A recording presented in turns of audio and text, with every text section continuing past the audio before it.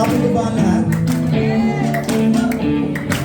So this morning, we're gonna teach you a new song. Okay na po ba? So it's very simple. Simple song.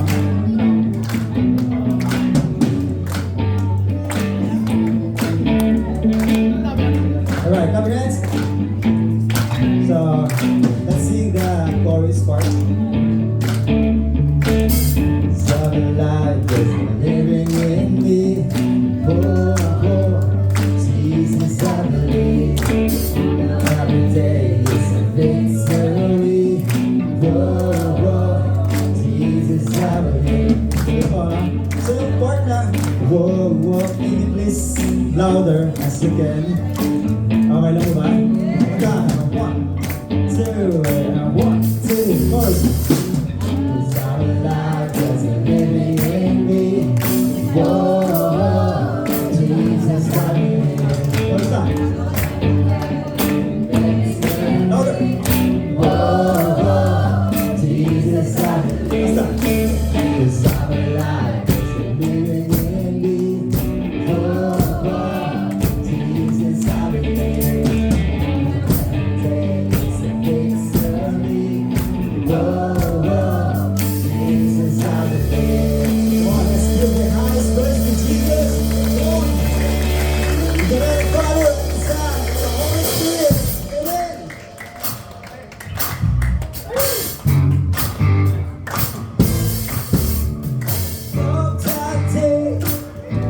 Every day is a victory. Jesus, I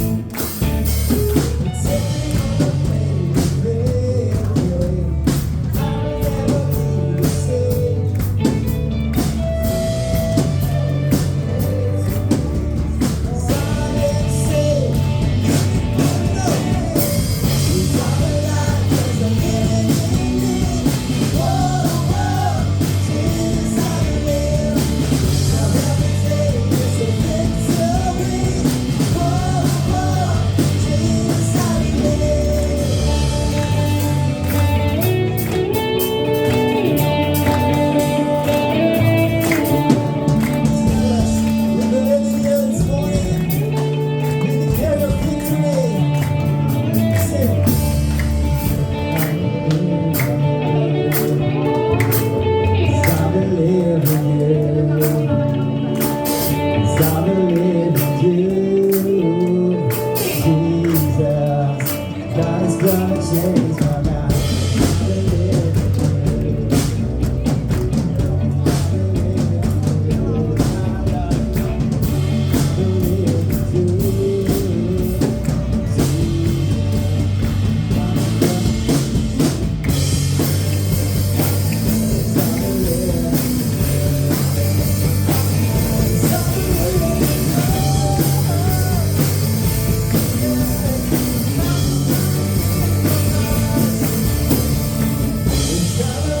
There's a living in me. Jesus, I believe. Every day is a victory. Jesus, I believe.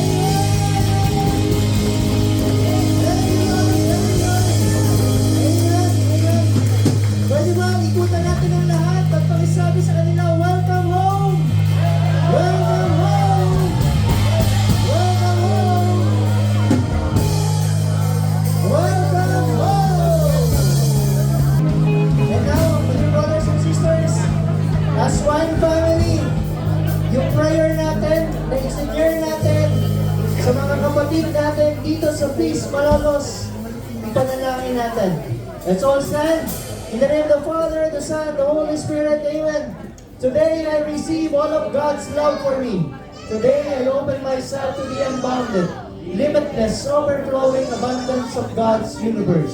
Today I open myself to God's blessings, healing, and miracles. Today I open myself to God's word so that I become more like Jesus every day. Today I proclaim that I am God's beloved. I am God's servant. I am God's powerful champion. And because I am blessed, I am blessing the world. In Jesus' name, Amen. Father God, we thank you for this day, Panginoon. Maraming salamat sa yakap ng bawat isang nandito, Panginoon. Sa bawat givin na ibinahagi namin, sa bawat isang attendee, O Lord, sa mga servants, Panginoon.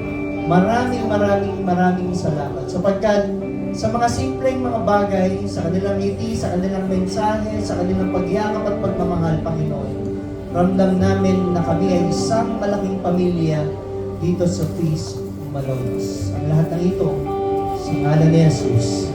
Amen and amen. Awitan natin ang salita ng Diyos. Thy word, O God, is the lamp unto my feet and a light unto my path. Mga kapatid, God's main strategy for evangelism is a loving community. Tingnan nga po yung mga katabi ninyo. Lovable ba yan? Yes, lovable. Diba? Mahal natin yung isa't isa dito sa Peace Malolos. At yun siguro yung maipagmamalaki natin. Madalas, pumapasok tayo dito, minsan mag-isa lang tayo, dumarating tayo sa lugar na ito. Pero ang mensahe sa atin ng ating Panginoon, hindi ka nag-iisa. Pakisabi sa iyong katabi, hindi ka nag-iisa. Kaya napakahalaga na bilang isang community, ay nakikita natin yung mga bagay, ano ang importansya ng ating community ng Peace Malolos. Niyayakap natin yung isa't isa, hindi dahil sa punto na tayo ay masasaktan. Niyayakap natin yung isa't isa sapagkat nais ng Panginoon na mahalin natin ang isa't isa sapagkat una tayong minahal ng ating Panginoon. At ang pagbasa po natin ngayon ay mula sa Acts chapter 2 verse 42 to 47. Every believer was faithfully devoted to following the teachings of the apostles. Their hearts were mutually linked to one another, sharing communion and coming together regularly for prayer. Faithfully devoted, my dear brothers and sisters. Ibig pong sabihin nito, seryoso sila sa salita ng Diyos. Yung ginagawa natin dito every Sunday, pinagsasaluhan natin ang banal na salita ng Diyos at nagkakaroon tayo ng mga reflection. Hindi lang sila nakikinig, di ba? Hindi lang nakikinig ng salita ng Diyos, ina-apply din po nila. At yan ang panawagan natin sa bawat isa dito, na kapag nadinig natin ng mabuting balita, di ba? Magkaroon tayo ng refleksyon at tanungin natin ang ating sarili, paano tayo makakasunod sa salita ng Diyos? Di ba? Paano tayo makakasunod sa kalooban ng ating Panginoon? Mayroong disiplina tayong kailangang ibigay para sa ating sarili upang tayo makasunod. Meron tayong hunger o gutom tayo sa salita ng Diyos. Hindi lamang tayo Sunday Christian or Sunday Catholic. Hindi tayo tuwing Sunday lang napupuno ng salita ng Diyos at dapat isinasabuhay. Dapat mula Lunes hanggang Linggo ulit ay isinasabuhay natin ang salita ng Diyos. Ang sinasabi pa dito, mutually linked yung kanilang mga puso. Sapagkat hindi lamang po tayo attendance dito. Hindi tayo nagbibilang na kung ilang feast na tayo nakaka-attend every Sunday. Sana po pag umattend tayo dito, meron tayong uwi-uwi sa ating mga pamilya. Ang importante, meron tayong connection. Baka sa tagal na natin uma-attend dito, ang kausap pa rin natin yung mga dati pa nating mga katabi. Hindi tayo nag-reach out doon sa mga nasa likod. Yung Yung mga nasa likod, laging magkakatabi. Yung mga nasa unahan, laging magkakatabi. Yung mga nasa gitna, sila ang nagkakausap-usap. My dear brothers and sisters, baka ito na yung pagkakataon na ang bawat isa sa atin, buksan natin yung mga puso natin upang tanggapin natin, attendee at kapatid natin, yung bawat isang nandito. Sana po hindi lamang tayo attendance, kundi connection sa tunay na relasyon. Hindi plastic, hindi chismisan, kundi yung pagmamahalan na meron talagang malinaw na malasakit. A deep sense of holy awe swept over everyone, and the apostles performed many miraculous signs and wonders. All the believers were in fellowship as one body, and they shared with one another whatever they had, coming together regularly for prayers. My dear brothers and sisters, tayo dito as one family. Pamilya tayo kung pumunta tayo dito. At sana po tayo ay nagpupunta dito dahil gusto nating manalangin bilang isang pamilya.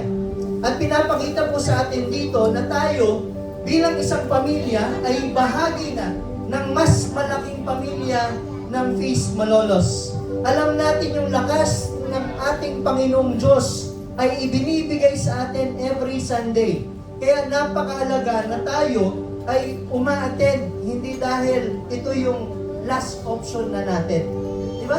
My dear brothers and sisters, kung ikaw ay nabibigatan sa buhay mo ngayon, mas kailangan mong umattend dito sa Feast Malolos.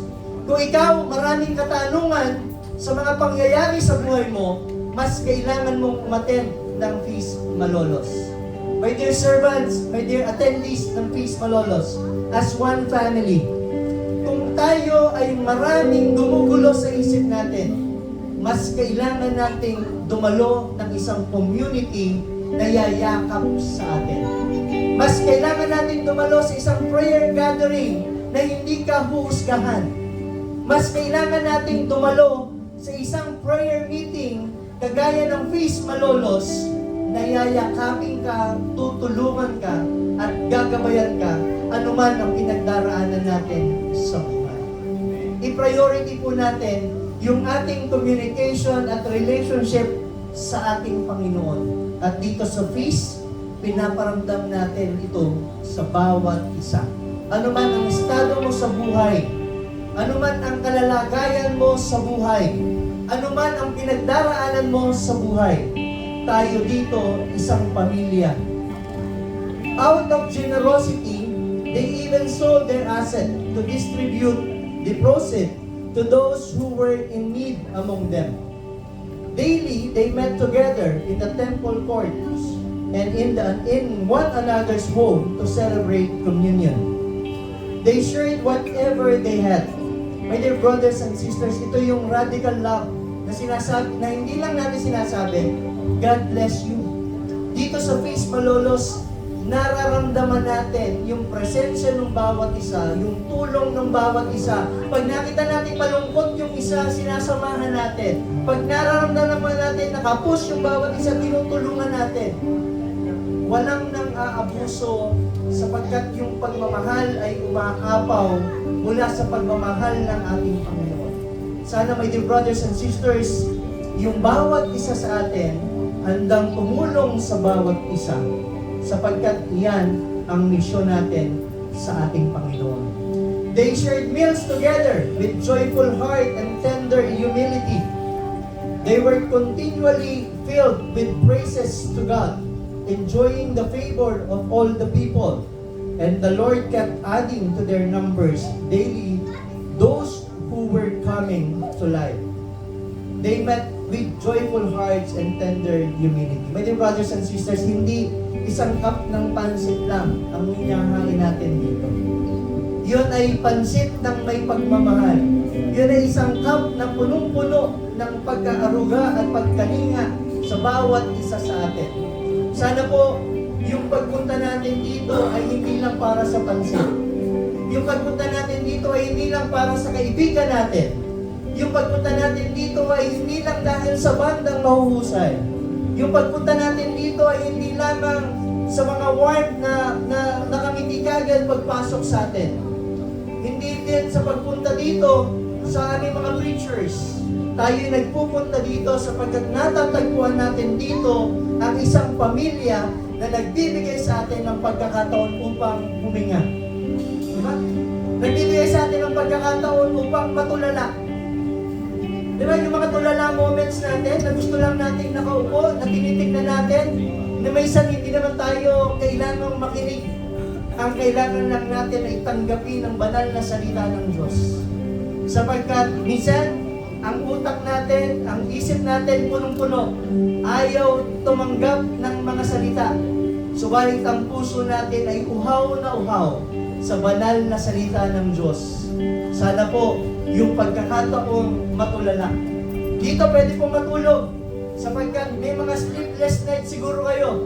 Pero dito, pwede kayong matulog. Huwag lang sa misa.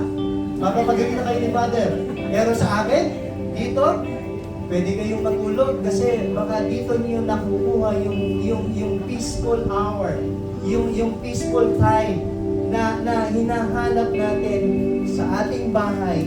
At kapag natagpuan natin, my dear brothers and sisters, wag na wag nating bibitawan. Pakisabi sa iyo katabi, wag bibitawan. Because God will add our number. God will add to our numbers. Dadagdagan tayo ng ating Panginoon. Di ba? Lagi nagdaragdag ang ating Panginoon sa bawat linggo ng pagkikita natin. My dear brothers and sisters, awitan natin ang salita ng Diyos. Thy word, O God.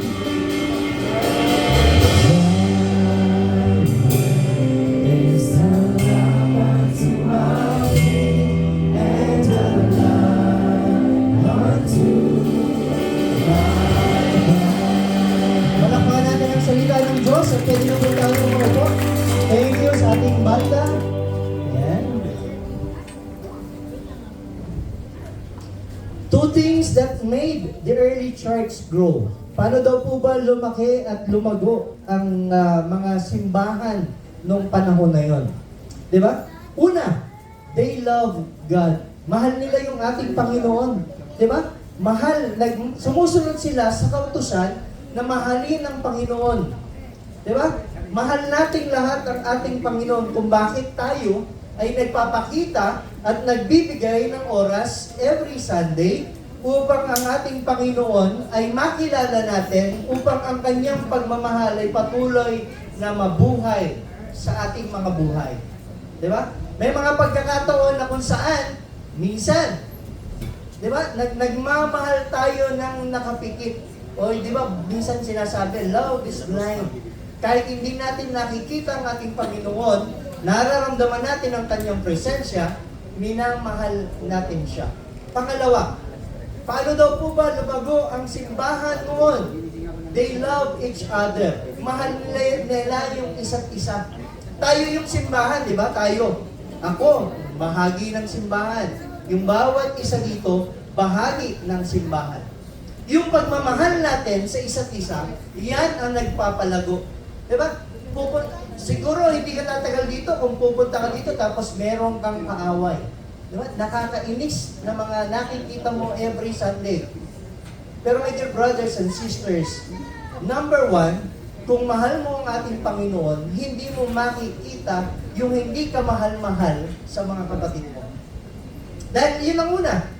Kapag tayo ay natuto o naging bahagi ng pagmamahal ng sa ating Panginoon, ang lahat ng mga kapatid mong nakikita at nakakasalumuha sa bawat araw, lahat sila'y kamahal-mahal.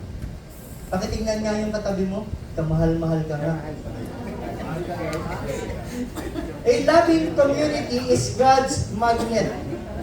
Tayo daw po, bilang isang community, yung pagmamahal natin sa isa't isa, ito yung nagiging paraan kung bakit pumupunta yung iba pang mga attendees. Di ba? Alam po ninyo, nung nakaraang Miyerkules, nakipag-meeting kami ni Brother Boggs sa diocese. At ang hiling sa atin, at ang tanong, paano ba kayo magmahal sa feast? Bakit parang ang saya-saya nyo? Di ba? Nakikita ng ibang mga community kung paano tayo nagiging masaya sa feast. Bakit ba nung pumasok yun, yung dati kong brother, nung pumasok, Si Mangot, nung lumabas, nakangiti. Ano bang meron doon?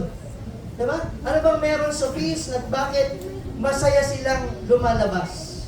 Masaya silang nagkakaroon ng community o ng prayer meeting. Meron pong 5 qualities of a loving community. Na-discuss na po natin yung number 1 ng nakaraan. Ito po yung inclusive. Yung lahat kasali. Yung lahat ay kasama sa isang komunidad. Ang example po ibinigay dito ay the feast is Matthew's party. Doon sa pa-party ni Matthew, natatandaan po ba natin? Sa pa-party ni Matthew, merong celebration. Hindi lang po ito basta gathering. Di ba? Tinipon ni Matthew lahat ng mga sinners, yung mga tax collectors. Di ba? Tapos question ang ating Panginoon, bakit siya nakikikain sa mga makasalanan? Di ba? Tinanong ang ating Panginoon, ang sabi, it is not the wealthy or the healthy who need a doctor, but the sick. Yung mga nangangailangan sa Panginoon ay yung mga may sakit. Sino po yung dating mga may sakit dito? Uy, ako meron. Dati rin ako makasalanan. Dati ako may sakit. Dati ako naghahanap sa banal na salita ng Diyos. Dati hindi ko kilala si Kristo. Diba? Habang tinitingnan po natin yung mga bagay na kung saan kakulangan natin, natatagpuan natin yung ating Panginoon. The feast is evangelization through relationship. Mga kapatid, binubuksan po natin yung pakikipagrelasyon natin sa bawat isa sapagkat ito ang nais ng ating Panginoon. Magkaroon ka ng kaibigan, magkaroon ka ng kapamilya, magkaroon ka ng minamahal, magkaroon ng importansya para sa iyo, yung kapwa mo, sapagkat yan ang dinadala at iniaalay natin sa ating Panginoon. Diba? Ang mga dinadala sa hospital, madalas pa ganito, pagka tayo nag-iimbita, diba? Tsaka na lang ako dyan, diba? Kayo na lang, magtaas-taas ng kamay, diba? Alam po ninyo kahapon, nagpunta kami sa barangay ng San Isidro. Fiesta noon nung nakarang araw. Sabi niya, ay, sorry, in-invite. Hindi kita ma-invite kasi, di ba, hindi ka na Katoliko? Yun ang sabi sa akin. Hindi na ako ma-invite ng 15, fiesta, kasi hindi na rin ako Katoliko. Di ba? Pero my dear brothers and sisters, tulungan po natin yung bawat isa sapagkat tayo po ay bahagi pa rin ng Catholic Church. Maaari po sa iba sa inyo, sinasabi rin na, uy, nag-born again ka na pala. Diba? Hindi ka na pala Katoliko. So yung mga bagay na yun, my dear brothers and sisters, kailangan maipakita natin na tayo ay bahagi pa rin ng simbahan. At tayo, bilang naging bahagi ng Peace Malolos, tayo minsan ay nagkasakit. Tayo minsan ay kailangang gamutin. Tayo minsan ay nagkulang. Tayo minsan ay nagkasala. Pero ngayon, iniimbita tayo dito sa Peace Malolos. Ano man yung pinagdaanan natin dati yun. Pero ngayon, isang pamilya tayo na niyayakap natin yung isa't isa. Sa kabila ng kanilang kahinaan, sa kabila ng kanilang pagkakasala, sa kabila ng mali nilang gawa. Pero hindi nagtatapos doon sa yakap lamang, my dear brothers and sisters. Tinatanggap natin yung isa't isa dahil tayo ay daraan sa proseso ng pagtatama. At sa proseso ng pagtatama, kapag niyakap din natin ang pagtatama, dadaan tayo sa proseso ng pagtanggap. At pag tinanggap natin ang ating Panginoon, dadaanan din natin ang proseso ng pagpapahayag ng ating pagbabago kasama si Kristo. Palakpakan natin ang ating Panginoon. Second quality is forgiving. Yung number 1, di ba? Ibinigay na sa atin. Yung second is forgiving. The church is forgiven people. Tayong lahat ay pinatawad. Pinatawad tayo ng ating Panginoon. Kaya nga sabi ko kanina, kung tayo ay nagkasala, nagkulang, nagmalabis, o mga bagay na mayroon tayong mga maling gawa noon o ngayon, araw na ito, tayo'y niyayakap ng Panginoon sapagkat tayo ay Kanyang pinatawad. At dahil po tayo'y pinatawad ng ating Panginoon, meron tayong responsibilidad ngayon. Tanong niyo sa akin ano? Magpatawad din.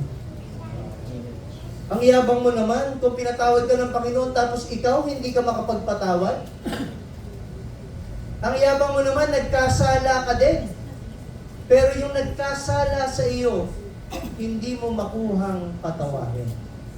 My dear brothers and sisters, linawin natin.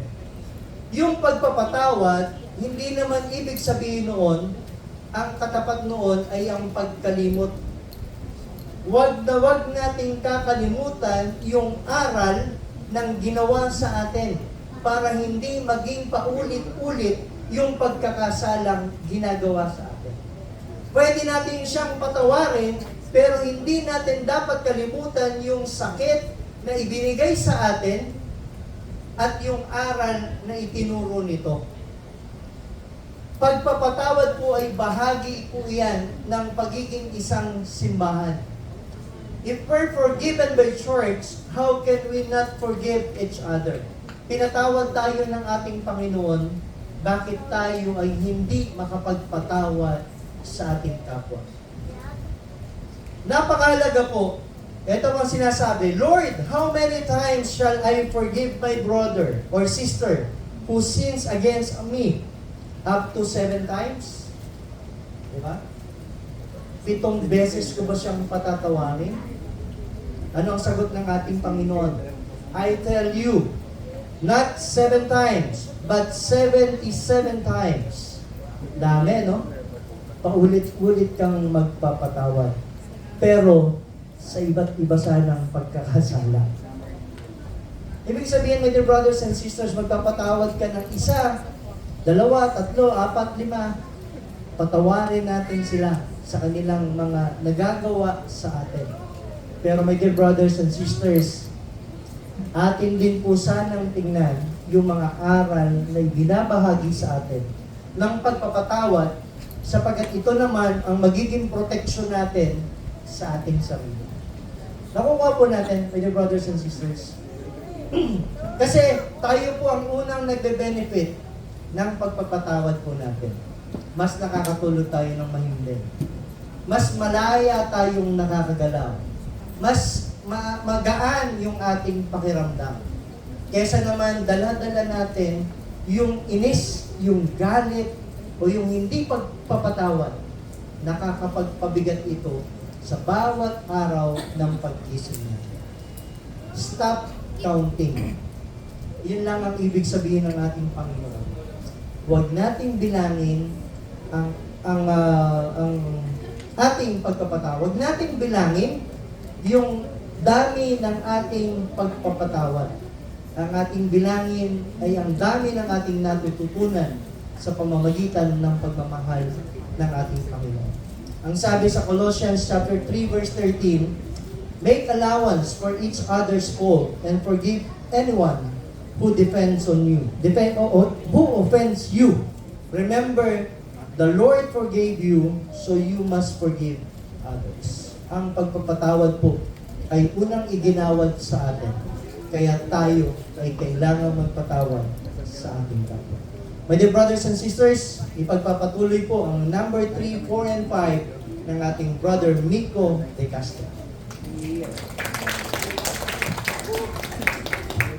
Thank you, Brother Elmer. Okay lang po bang pakiyug-yug yung katabi ninyo? Okay na ba? Pakisabi, makinig ka! May sasabihin si Lord sa'yo. Amen?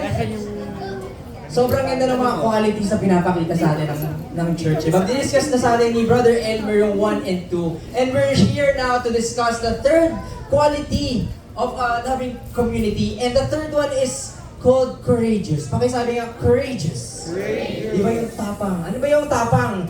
Courage is something like, di ba yung parang doing what is right kahit na mahirap. Di ba? O kaya yung courage is yung parang ang tapang mo naman. Di ba? Kailan ba natin nasasabi na matapang yung tao?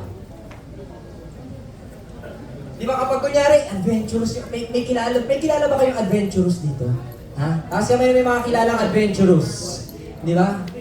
Parang sasabihin mo, uy, ang tapang mo naman. Kaya mong gawin yan. Di ba? O kaya, pag meron kang risky na gagawin, ang tapang mo naman. Di ba? O kaya naman, ano pa yung courage? When you have the courage to tell what you truly feel to someone special. Yeah. Diba? Ganyan tayo. Courage.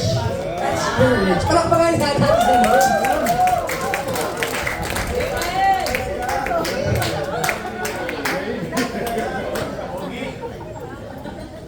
But listen, friends, here in our community, di ba, napaka-importante na ang pinaka-practical ways of being courageous is that we offer loving correction. Pakisabi nga sa katabi, loving correction. Napaka-importante niyan sa community natin. Hindi lang yung tapang na dahil adventures ka or kaya mong ano yung mga risk. No. Gusto kong makinig muna kayo lahat dito. Yung mga nandito sa harap. Okay na ba? Yan. Loving correction. Ano ba to? Yung tipong kapag ka mayroong nagkakamali, sasabihin mo sa kanila. Di ba? Because in here, in our community, real love means telling the truth. Di ba? Pakisabi nga, telling the truth. Di ba? Minsan kailangan natin itong gawin dahil dito sa community natin, we are composed of different people. Di ba? Pakitingnan mo nga yung katabi mo. Di ba? Ano bang ugali ng katabi mo na yan? Di ba? Mabait ba yan? Mapagmahal ba yan? O meron niyang opinion na talagang gusto niya laging ipaglaban? Di ba? Iba-iba tayo. And sometimes, our difference makes our community grow, but sometimes, our difference can also make our community nagkakaroon ng medyo lamat-lamat na ganyan. Hindi po ba? Hindi natin maiwasan. But in our community, we need this courageous heart to offer this loving correction because this is free love.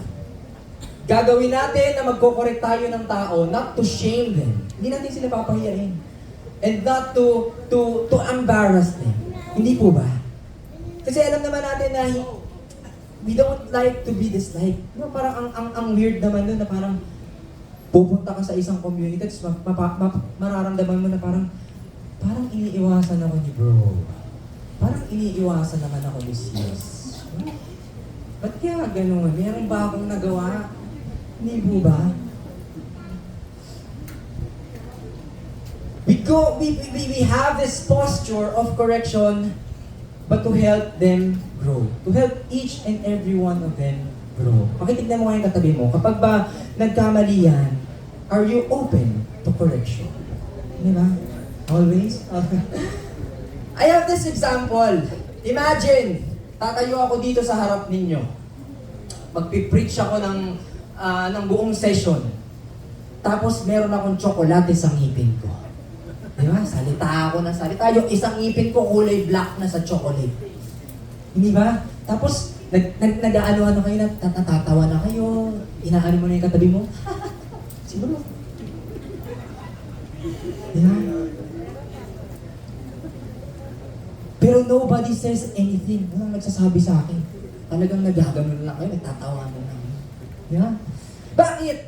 Maraming pagkakataon sa atin na sometimes we don't want to correct someone because we don't want to feel awkward. Hayaan mo na, hindi naman siguro baka masira pa yung talk ni bro, mapapahiya pa siya. Di ba? Sometimes we feel that we don't want to make things awkward. Kaya na pag may nagkamali sa community natin, kapag may nagkamali sa friends natin, parang we chose to keep silent. Hindi ba? Parang gano'n na lang ang nangyayari. Di ba? To the point na parang sasabihin ko, pagkatapos ng talk, natingin ako sa salamin. Di ba? Para pala akong bungi. Kasi kulay black yung isa kong ngipin. Di ba? Bakit walang nagsabi sa akin? Marirealize ko yan. Di ba? Friends, ang mga tunay na kaibigan is here to become honest and honest enough to help you. To the point na kahit medyo mapahiya ka, okay lang. Basta malaman mo na mayroon kang pagkakamali. Di ba? Because a lot of times it is easy to spot kung ano yung pagkakamali ng katabi mo. Diba? Pakitignan mo nga yung katabi mo. Ha? Meron bang mga pagkakamali yan na napapansin mo? Ang dami. Ang dami yata. Parang may naririnig na, ang dami. No? It's easy to spot this, yung mga mali ng tao sa paligid natin. And this is called spiritual blind spots. Pakisabi nga, spiritual blind spots. Di ba ganito yun eh? Yung tipong ang dali mong makahanap ng pagkakamali sa ibang tao, pero yung sarili mo hindi mo nakikita. No? Na parang minsan, ang pride mo, na parang feeling mo, alam mo na yung lahat. Parang pag may nag-correct sa'yo, hindi, ito ako eh. Ito yung nararamdaman ko eh. This spiritual blind spots, no? It's pride, it's jealousy, it's our controlling nature na gusto natin lahat ng bagay, kontrolado natin. To the point na, hindi ko pakikinggan yan. Isa-set aside ko yung mga opinion nyo kasi gusto ko ng control. That is why God uses loving people to correct us. Pakitingnan nga sa katabi. Yan ba ay isang loving person? Pakisabi nga sa katabi, you are a loving person. Pilit natin. Sige. Baka mapagmahal na tako ng katabi mo na yan. And I want you to think this, that correction is very uncomfortable. Kaya naman minsan, alam niyo ba na mas harmful pa na tumahimik ka na lang? Di ba? Tapi minsan parang ang dami na nagkakamali, ang dami mo na napapansin pero tumatahimik ka. It's more harmful. No? And hindi ko to maitatanggi. I've been quiet for so many years, ang dami ko napapansin pero I just kept silent kasi parang sino ba naman ako para pagsabihin ko mga to? No? I will just let God. But what if ginagamit ka naman pala ng Panginoon para ipahayag yung pagmamahal mo dun sa tao? No? Pagpahayag yung correction mo dun sa tao na yun to make that difference in your community. Who believes in here that you're a loving community? Taas ang kamay. No? Na mapagmahal ka kapag ka nasa feast ka, taas ang kamay. Mga 30%? 40%? Yan, di ba? And a loving community is brave enough to tell and to speak the truth gently, hindi dahil gusto nila ng control, but they want to genuinely care sa kanilang mga kasama niyo. Pero pakisabi sa katabi, I genuinely care for you. Gusto kitang alagaan. Hindi po ba? But listen to this. Listen to this. It takes a real friend to point out your mistakes. Ano ibig sabihin nun? Na-experience nyo na ba sa buhay niyo yung tipong kahit ang sakit-sakit na magsalita ng kaibigan nyo, tanggap nyo? Na parang, bro, hindi ko gusto yung ginawa mo na yun.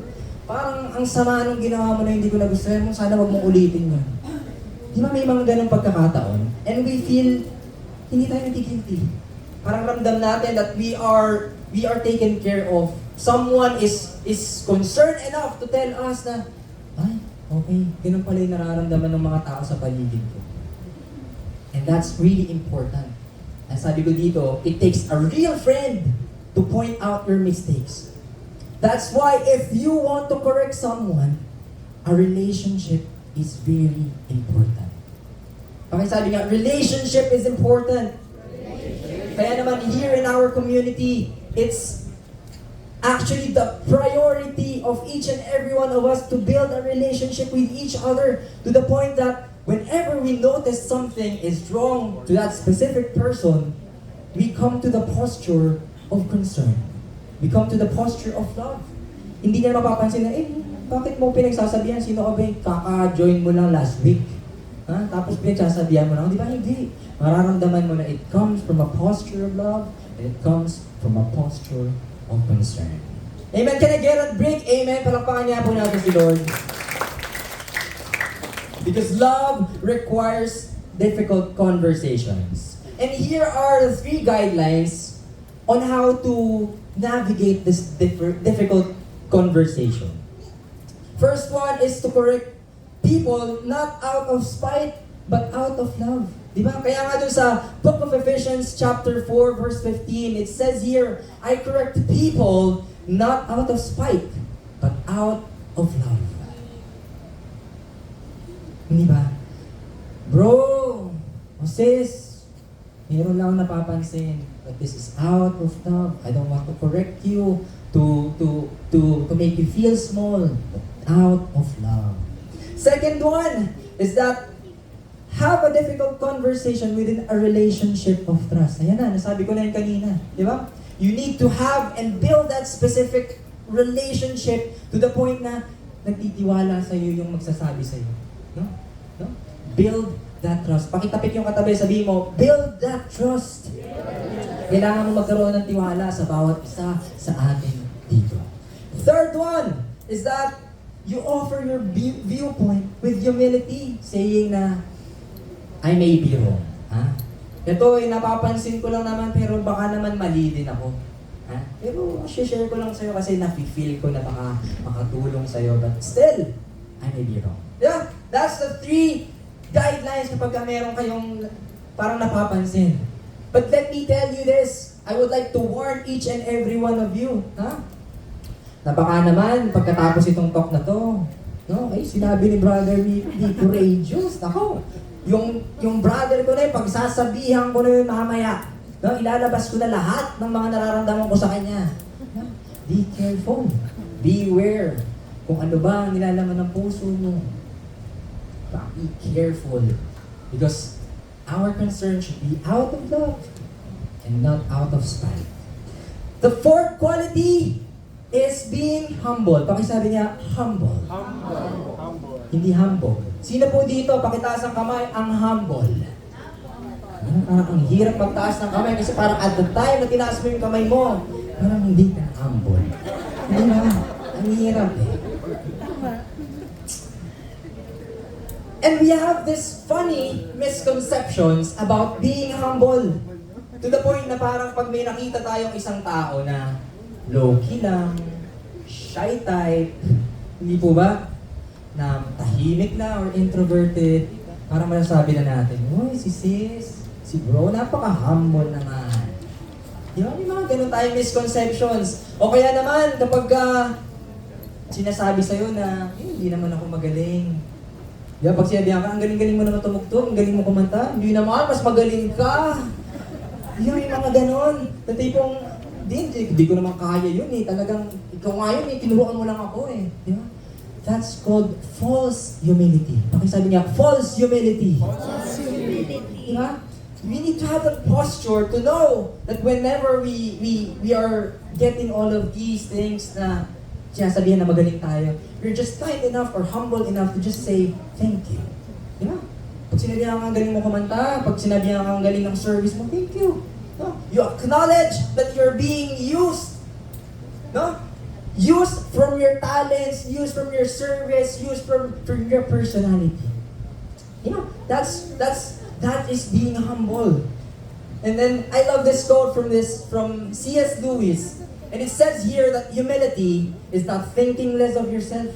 Hindi mo parang pinapababa yung sarili mo, no? But thinking of yourself less. Yung parang hindi mo na masyadong iniisip yung sarili mo. Kasi, if you notice, there are a lot of people na pinaprioritize talaga yung mag-a-appear humble sila. Di ba? Yung tipong pupunta dito, tutulong, kailangan talagang, they wanted to appear humble. Yun yung first priority nila. And here, bibigyan ko kayo ng way kung paano ba natin ma-check kung genuine yung humbleness ng isang tao. Tanong nyo sa akin, paano? You need to focus on one's focus. Ano ibig sabihin? Focus on one's focus. Yung tipong, ano nga ba ang pinapahalagahan ng tao na yan? Saan ba siya nagfo-focus? Sa sarili niya o sa ibang tao? Yeah, humble people are focused on serving others. But humble people is focused on serving themselves. Diba? Pakitignan niyo yung katabi niyo. Yan ba ay isang humble person or isang humble person? Hindi ba? And as a part of this community, I am blessed enough to know a lot of people, a lot of servants here in the Feast Malolos who are humbly serving us. Alam niyo, marami po dito na mga managers, marami dito yung mga matataas yung posisyon, marami dito are on their daily lives. No? Talagang matataas yung posisyon nila, ginagalang sila, mga business owners, mga entrepreneurs, everything matataas ang posisyon. But look at them. No? Kung ano yung ginagawa nila dito. To a simple na pag-aayos ng upuan, pagbubuhat ng gamit, smiling at you kapag dumating kayo. Di ba? Those are the humble people. Kaya naman, if you see those people, pwede bang palakpakan natin yung mga humble servants natin ito? Thank you. Thank you for showing your love through humility as a service here at the feast.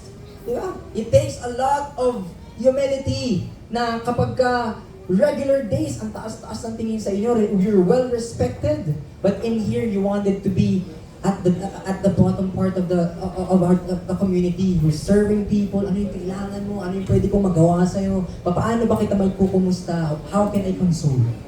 Hindi ba? And the humility in our community is just these 4 points. Di ba? Paano ba tayo magiging humble sa ating community? First one is that admit your weaknesses. Pakisabi niya, admit your weaknesses. Ano ba yung kahinaan niyo? Aware ba kayo sa mga kahinaan niyo? Na hindi naman ako masyado magaling makipag-usap sa tao, hindi ako masyado magaling mag-joke, hindi ako masyado magaling sa eye contact. No? Admit your weaknesses. Minsan marami sa atin na hindi tayo masyadong magaling kumuha ng opinion ng iba. Nasasaktan agad tayo. But you need to admit that.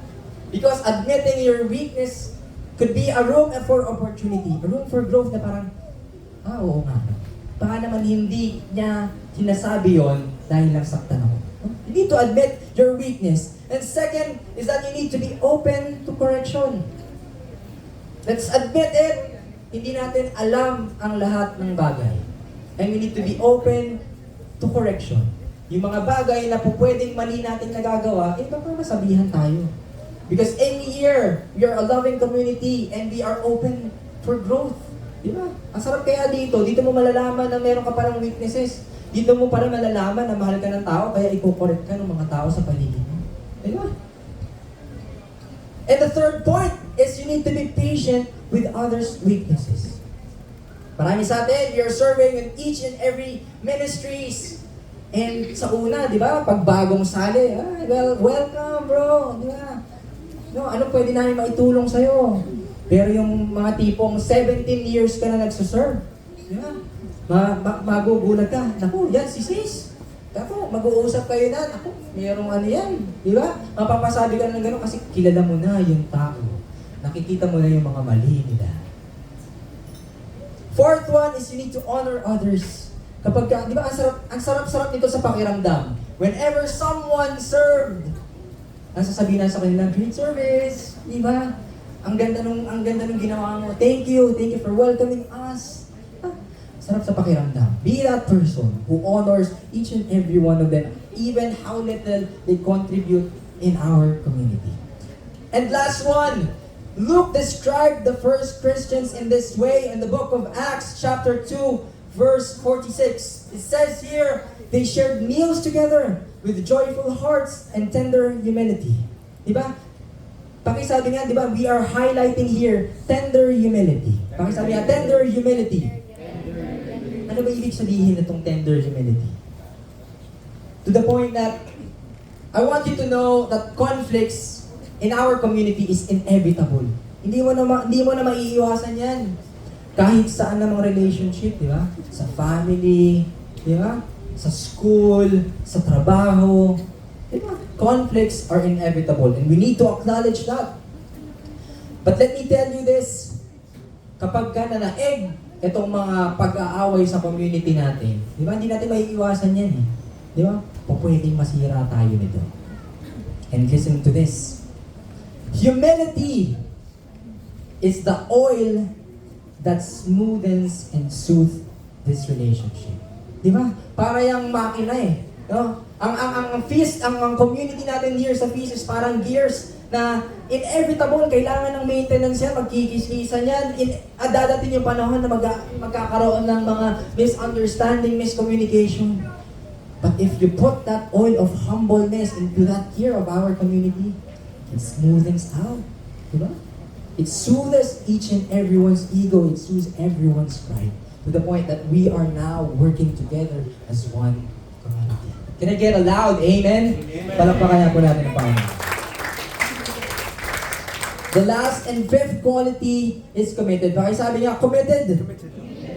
Successful relationships are not based on short-term convenience, but long-term commitment. Diba? Paano ba yan? Kapag ba pumasok kayo sa isang relasyon, o pag pumasok kayo sa isang community, titignan ko lang muna. Baka hindi ko naman gusto masyado to. Diba? Ibig sabihin nun, wala ka pang commitment. But if you are beside a servant, pakitapik mo naman yan, pakisabi, thank you for your commitment to serve. Diba? Pakitapik mo, sige sabihin mo, thank you for your commitment to serve. Because they are here, not just for short term, but they are here for that long-term love and commitment to serve, feast, and all this. Palakpakan niya po natin ang Panginoon. Diba? Sometimes there are people na ginagawa lang ang isang bagay because it's convenient. Mag-serve ako kasi papunta naman din ako dun. Sige, may lakad ako ngayon, pupunta na lang din ako ng feast, sasabay ko na. Diba? That's convenience. But sometimes, this commitment, even if it's hard, na tipong, parang bigat ng pakiramdam ko ngayon, parang ayoko. Hindi na lang pupunta. No? But you're committed. In your relationships, in your family, diba? In your work, commitment is there. That pushes you to continue doing what you are doing, even if it's hard. Even if it's devastating. Hindi po ba? God's church cannot be built by consumers, only by lovers. Pakitignan mo nga yung katabi mo. Yan ba ay isang lover? Or isa lamang consumer? Consumer, di ba? Consume na lang ng consume ng pagmamahal, no? Consume na lang ng consume ng energy. But we all of us needs to be lovers. Kaya naman, when you serve, you're contributing love to each and every one of us. Hindi ka lang yung, di ba, dadating sa point na tapos ka na umupo dito. Tapos ka na mag-consume ng Word of God. You now continue to love and spread that feeling to contribute in our church, in our God's community.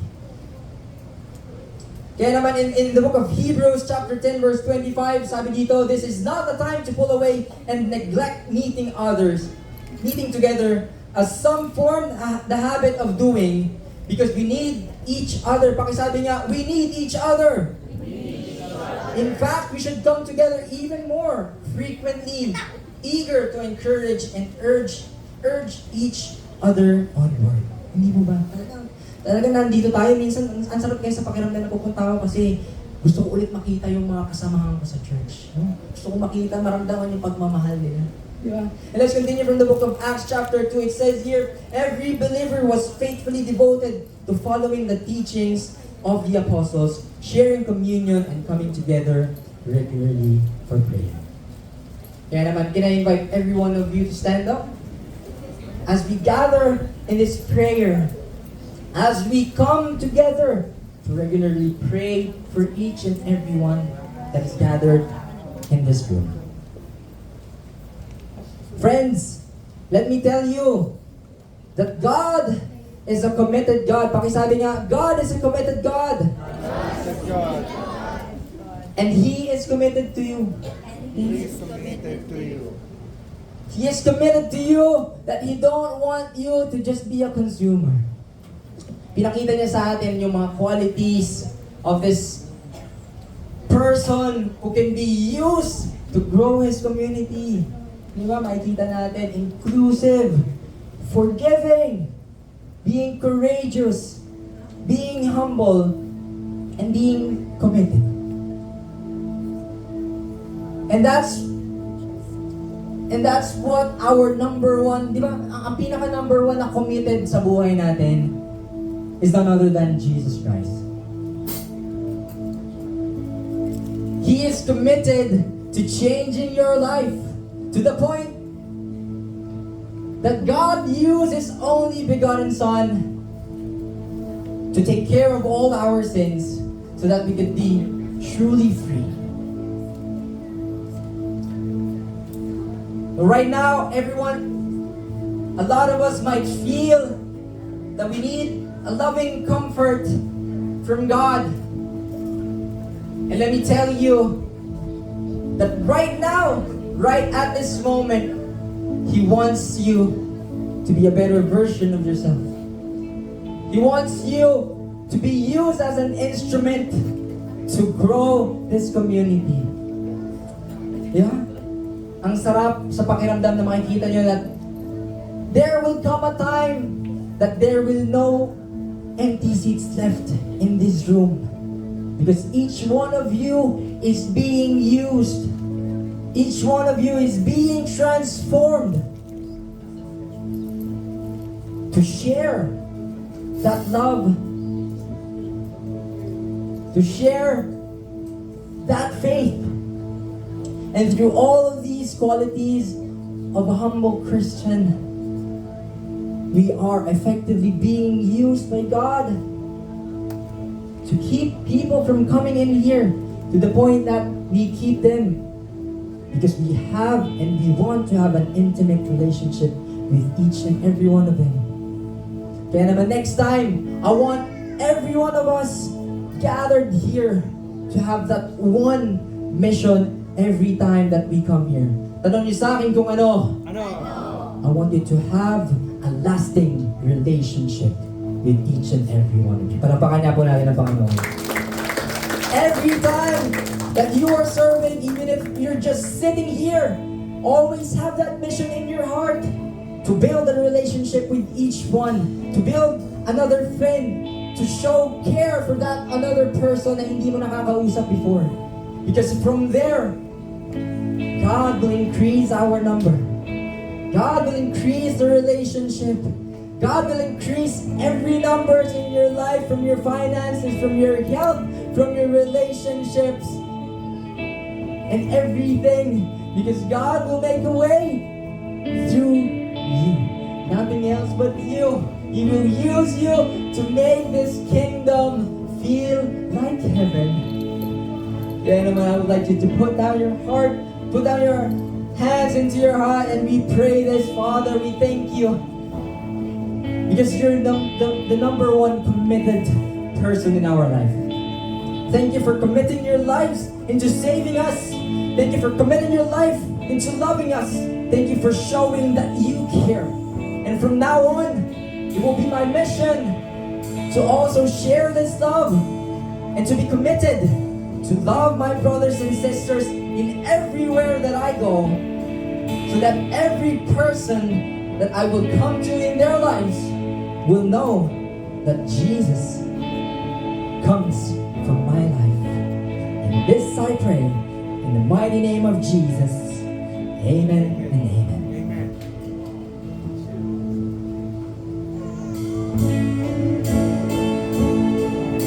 I invite you to please raise your hand to Jesus because He is worthy to our praises, to our worship.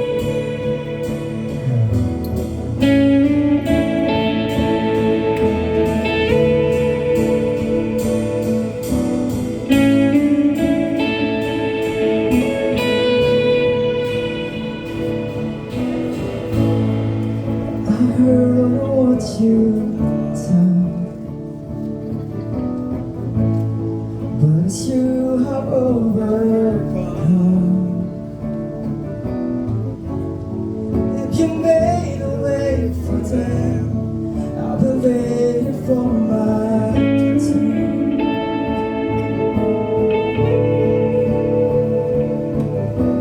I see it come the winds. This soul just won't give way. If you roll the stone away, there is so what you say, what you say. I know it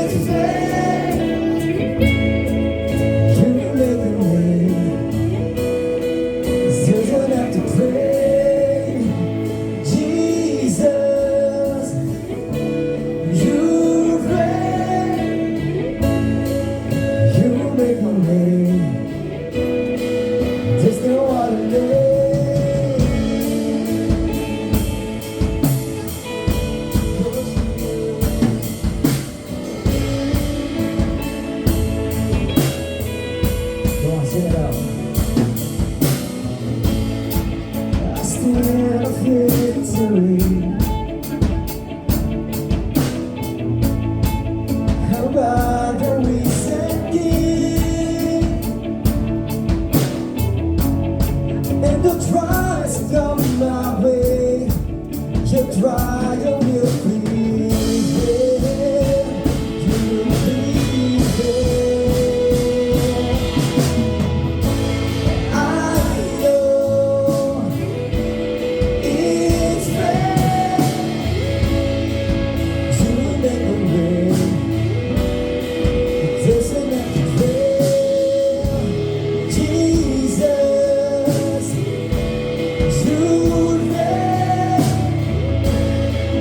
You make a way. There's no other name. You make a way. It doesn't have to fail. You make a way. There's no other name. Oh Jesus, we put a cross in the Lord.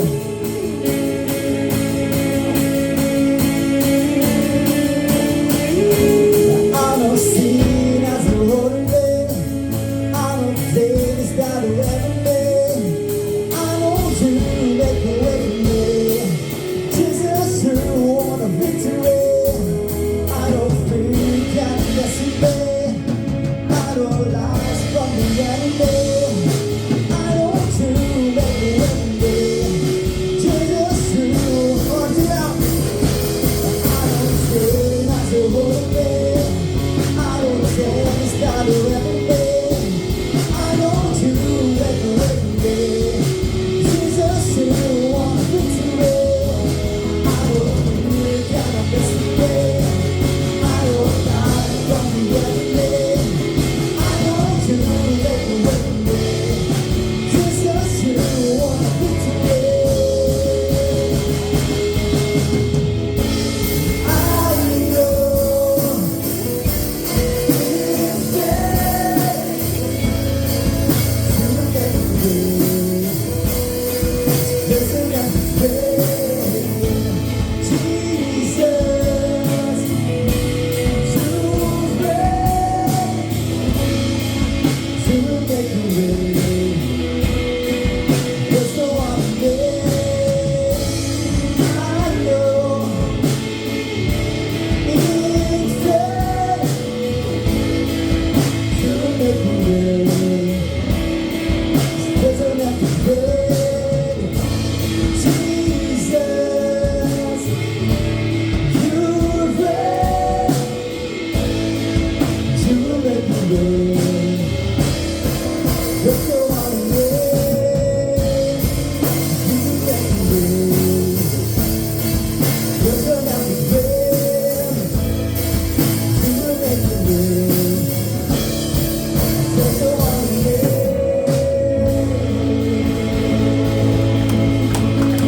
Thank you, Jesus. Hallelujah. All the glory to Jesus. This one voice, glory be to the Father, and to the Son, and to the Holy Spirit. So once again,